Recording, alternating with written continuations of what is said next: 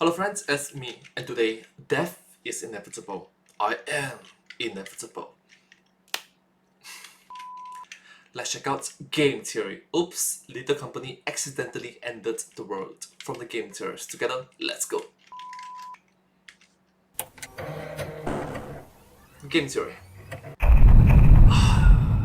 Hello Internet, welcome to Game Theory, the Hello Internet, welcome to Game Theory. show that's never afraid to go outside for scraps of lore. You know what? I've been in a bit of a bubble recently. With these being my final episodes, I've been so focused on tying up loose ends, continuing franchises that I've grown up with over the years, doing the episodes that I never had the chance to do, that honestly, I've been missing out on some of the newer games that have been coming out. But today, I'm gonna change that, simply because this game has been impossible to miss. It has been all over the YouTube space. It even managed to sell more copies than the latest Call of Duty. I'm talking about everyone's favorite survival horror co-op game of the moment, Lethal Company. The game itself is pretty straightforward. You and up to 3 of your friends have been hired by a mysterious organization known simply as the Company. You travel around to different moons with abandoned bases collecting scrap, and when I say scrap, I do mean literal junk. Broken engines, street signs, even teeth. Basically, if you can find it on an episode of Hoarders, the Company wants their hands on it. Oh, and did I mention that there's also hideous monsters trying to kill you the entire time? No? Well, neither did the Company. And so now you and your team have to risk your lives to reach the Company quota. Fail to meet it over 3 days, and suddenly you're released of your duties, Among Us style. If you It's ejected. It's sauce. do manage to toe the Company line though and reach the quota, you are handsomely rewarded with another 3 days of work and a new higher quota. Capitalism, it's great. Currently, there's no ending to this game. The cycle just keeps repeating on and on until inevitably your team fails to gather enough scrap or you die trying. And for most players, that's where it ends. They're just happy running around collecting scrap, screaming and twerking as they do. But the experience doesn't have to end there. Oh no, my friends. The Company is hiding something from us. You mean like the fact you're playing a game about landing on things that don't exist? God, Tom, we've been over this. The moon exists, okay? That's what the company wants you to think. Forgive him, he's out of line. But he also does have himself a point. The moon exists. Not about the moon existing, that's clearly stupid, but the idea of a Company conspiracy. You see, by finding hidden files, scanning creatures in the game, and using some good old-fashioned real-world history, we can actually start to piece together exactly what went down in the Thistle Nebula. Why everyone's missing. Why there are monsters patrolling these moons. Why is the Company the one behind it all? Strap into your ships, loyal theorists, because we're gonna salvage every scrap of lore that Lethal Company has to offer. Now, The lore! in order to figure out what's going on with the Company, we first need to figure out what's going on with the world, or worlds that the Company currently operates on. I mean, these places are completely desolate other than the monsters. And yet, here we are, collecting scraps from human-based civilizations, like cooking utensils, or whoopee cushions. And something tells me that these mutant spiders aren't really into fart pranks. People clearly used to live here on these moons, but then something happened. Something that managed to wipe out not just one planet's worth of people, but dozens of planets' worth of people. When we're playing the game, the terminal tells us that the year is 2532. So your initial thought might be that years into the future, we killed the planet, we colonized the moons, only to die out as a species anyway. And you know what? You'd actually be kind of right about that. The thing that's probably more surprising though is the timeline of that happening. In your ship, you can find a sticky note that gives you a secret code to punch into your computer terminal. So in this future, we are doomed 500 years later.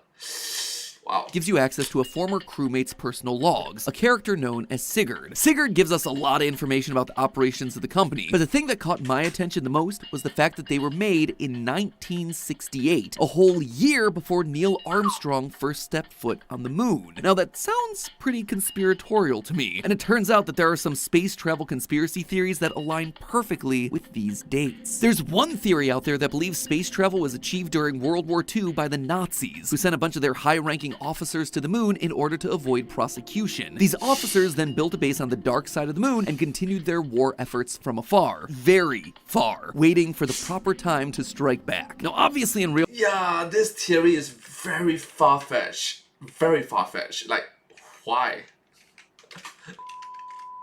life, this is ridiculous. But in the world of the game, this would actually tie into the idea of moon bases and the ability to traverse the galaxy before the 1960s. There's even a poster in the game that seems to confirm this type of timeline. Inside your ship, there's this poster right here that talks about preserving food. This isn't just a fun poster made specifically for the game, it is a real poster that was used during the 1940s, which seems to imply that mankind has been operating in space since at least that era, if not even earlier. Except obviously this poster is not German, it's from Pennsylvania. Notice down here it says, in cooperation with Work Progress Administration. This was a government program designed to employ people to work on public projects like construction of buildings and roads. And in the game, clearly this has seemed to have moved forward into NASA-like projects as well, which would seem to imply that the company wasn't always in the business of collecting scrap. Instead, it seems to suggest that the company got its start helping the US government win the space race. This then is starting to feel a lot less like the Nazi moon base conspiracy and more like the 1959 study known as Project Horizon. This study was done by the US military and was essentially their attempt to colonize the moon in the name of good old-fashioned patriotism. But obviously this was the military, so of course a big part of the plan was to build outposts and design weapons specifically for moon and space-based combat. One of those weapons was a modified claymore or landmine. And remind me again, what's one of the hazards that we have to be aware of while we explore all these abandoned moon bases in the game? Oh yeah, landmines. It seems to me that in this universe, Project Horizon was a success, or at least something like Project Horizon. And it seems like the company has been there since the start. You'll notice that all the landmines and turrets that you can find throughout the game are all suspiciously controlled by the terminal on board your company's ship. It's likely the reason we can connect to all this technology is because the company designed these systems to work together. They created both the ship and the weapons that are on these moon bases. So if you're a company that has a government contract to make some space weapons, how do you make money? Well, by inciting and fueling a space war. In one of the data logs, Sigurd says, quote, "I miss Dad. I hope he isn't staying on Titan. People are saying it's not going to look the same in 2 years. Just told us they are about to go to war, and everyone is waiting for it. Every time we go to sell, the company building is shaking like there's a loud furnace inside. War is a-brewing in this galaxy, and everyone seems to know that it's coming. And while it's not clear what the noise inside the company wall..." Like, come on, man.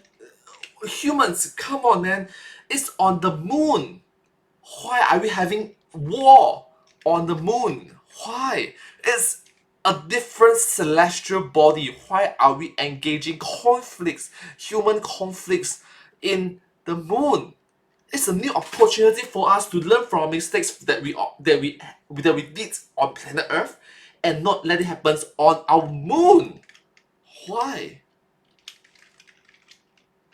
Is exactly the fact the noise has kicked in at the same time Sigurd starts talking about a coming war gives me reason to believe that the company has ramped up production of all its weapons. And just like Project Horizon recognized the need for newer, more space-efficient weapons, the company also seems to have developed a new type of weapon to use in this upcoming war. The most common type of base that you explore throughout the game is called a factory in the game files, and this makes a lot of sense. Remember, these are the bases that are controlled by company technology, so it's likely that these were the factories being used to create the weapons that we've been talking about. But outside of just the mines and the turrets, there's another kind of horror that's waiting for us inside of these factories. The monsters that are actively trying to chase us down and kill us. Some of them are descendants of creatures from our own world, like the snare flea and the spore lizard, which are part of the same class as centipedes and alligators respectively. But then there are others that are less naturally occurring. The nutcracker, or the jester, for example. These are man-made objects that have been repurposed and brought to life to become deadly weapons. That might seem like a stretch, or at least it does, until you take a look at the in-game bestiary. Reading through the in-game bestiary, you find entries like this one for the coil head. Quote, "They've been known to combust into flames when being dissected or even deactivated, and they carry dangerously high levels of radioactive particles. Due to this and other reasons, it has been highly speculated that they were created as biological weapons of war."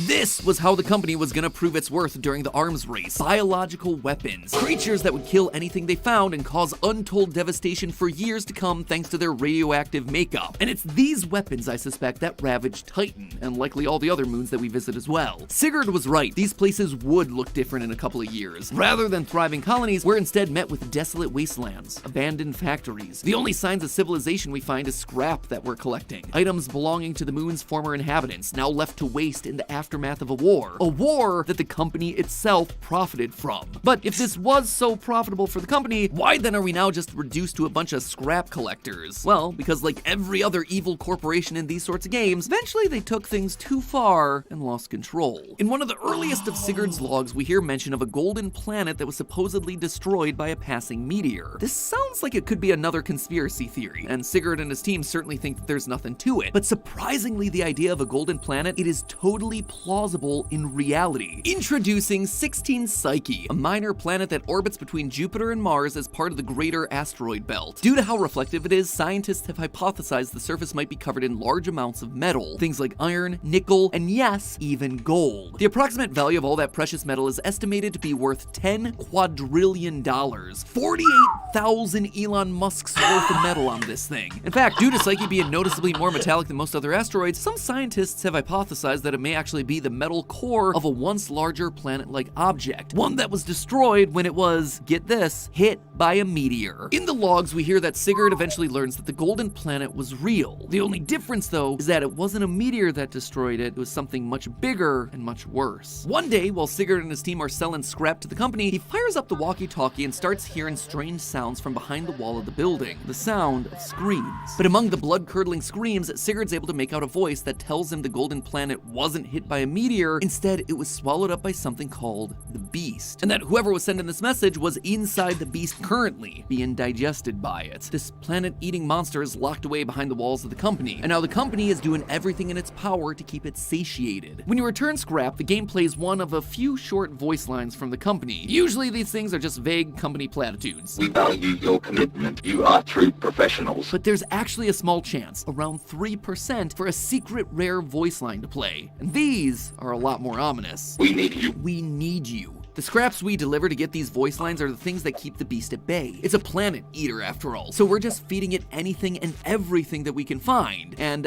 you know what fetches the highest price? A bar of gold. Perfect for the monster that has itself an appetite for planets made of the exact same stuff. Sigurd in his logs also starts to connect the dots. Quote, what if there really is a big monster in the company building like the voice told me on the walkie-talkie? They trapped it and we feed it to keep it tame. But what does all this have to do with the company taking war profiteering too far? Aren't they the ones trying to help in this situation? Well, remember earlier, I said... Yeah, that makes a very good point. What if you take war profiteering too far? That one of the company's biggest sources of money was making weapons. And over time, weapons only become more and more advanced. It's kind of the inevitable law of warfare. In our world, we went from muskets to rifles to bombs to missiles, and eventually we reached... Weapons like nukes are so dangerous because of their indiscriminate and massive amounts of destruction. Everything and anyone that's caught in the blast is laid to waste. And so what happened after America set off a couple nuclear... Instant vaporization. You don't even have a living body to identify as a corpse. bombs during World War II, they went in and they tried to fix some of the damage that they caused. Since then, treaties have been signed about using these weapons of mass destruction because they're so dangerous to everyone and anyone involved. And that is what I believe is happening here in Lethal Company. As the company continued to make bigger and even more complex weaponry like the coil heads, eventually this would evolve into an even more powerful weapon, one that would devour anything and anyone in its path. In one of Sigurd's logs, he mentions trying to use his flashlight to look into the company building behind the counter where he drops off his scrap. And he says, quote, "My flashlight didn't even go back there. The beam just went dark." Sounds an awful lot like a black hole, one that's been created as the next stage of biological weaponry. Think about it. If someone had the power to create and control their own kind of black hole, they'd be unstoppable. The problem was, they clearly did lose control. Instead of just laying waste to anyone that stood in their way, it devoured an entire planet, including the innocent residents that remain conscious inside of this monster to this very day. Knowing that they had just made a massive whoopsie, the company swooped in and tried to fix the mistake, containing the monster within one of their old complexes and constantly feeding it food to keep it satiated so it wouldn't cause any more unnecessary destruction. Maybe this is why they're just called the company and only use text-to-speech voices. They're specifically trying to seem generic, unidentifiable, so that people won't suspect that they were the ones that caused the disaster all those years ago. It's also so as to avoid taking consequences, so as to avoid burdering the consequences of their actions. Wow, that's dark. Especially when this is what real world people do. So probably why they only send you to planets that they know are desolate. I'm sure there are other more resourceful, abundant locations out there in the universe, but that would draw too much attention to what they're actually doing. They need to keep this entire operation under wraps, which leads us to today and the ever-increasing quotas that we have to reach in order to keep things under control. In the words of Sigurd's crewmate Desmond, quote, "It's all a guise. We're supposed to think that it's all a transaction, but our real job is keeping an incredible terror fed. How long until its fullness ends and its hunger is insatiable?" I actually think that there's an answer to that question. Remember those secret lines I mentioned earlier? Well, there's one that sends us a very specific warning. This wall cannot contain it. The beast right now, it is contained inside these walls as we're feeding it. But as Desmond said, the beast is never truly full. The more it eats, the more its hunger grows. As we play throughout the game, with each passing 3-day cycle, the amount of scrap that we need to bring it only increases. But there's only so much scrap out there in the universe. And with the beast's appetite only growing stronger with time, eventually there won't be enough scrap coming in to keep him full. There is no winning in Lethal Company. There's only delaying the inevitable. But here's the thing, while the game's been taken over the internet, it's really death is inevitable. You can only delay it, but it comes to everyone.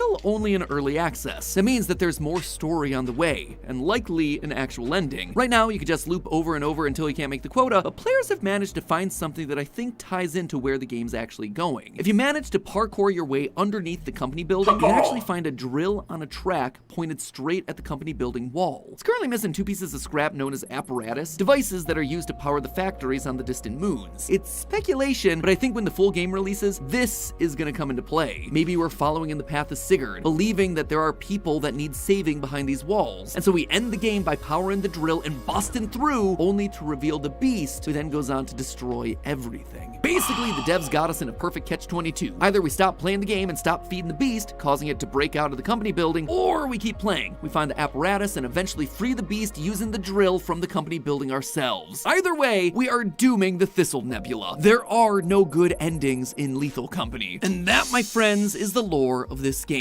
An alternate universe where war profiteering in space leads to the inevitable death of humanity, no matter what you do. It is a bleak ending, but you do have to admit, the name of the game, it is very accurate. Business that dooms the entirety of the galaxy, truly the definition of a lethal company.